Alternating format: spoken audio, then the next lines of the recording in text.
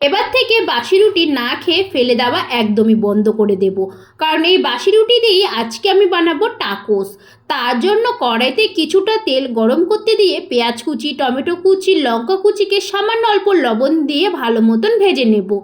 এরপরে এর মধ্যে একে একে হলুদ গুঁড়ো, লঙ্কা গুঁড়ো, অল্প জল দিয়ে মশলাটাকে ভালো মতন পেঁয়াজের সাথে কষিয়ে নেব। তারপরে দিয়ে দেব দুটো ডিম। ডিমটাকে সামান্য অল্প লবণ দিয়ে ভালো মতন মশলার সাথে কষিয়ে ভুজি বানিয়ে নেব। আর ভুজিটা তৈরি হয়ে গেলে নামানোর আগে দিয়ে দেব ধনেপাতা কুচি।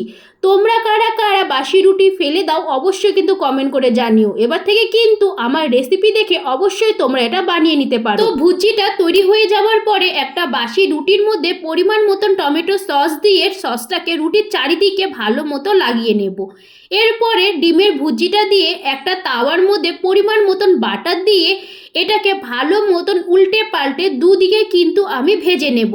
একটু লাল লাল করেই ভেজে নেব। আর এটা খেতে কিন্তু খুবই ভালো লাগে। তৈরি হয়ে গেল আমাদের বাঙালিদের খুবই সিম্পলভাবে তৈরি রুটি দিয়ে টাকোস। দেখতে কতটা লোভনীয় লাগছে আর খেতেও কিন্তু হয়েছিল একেবারে ফাটাফাটি।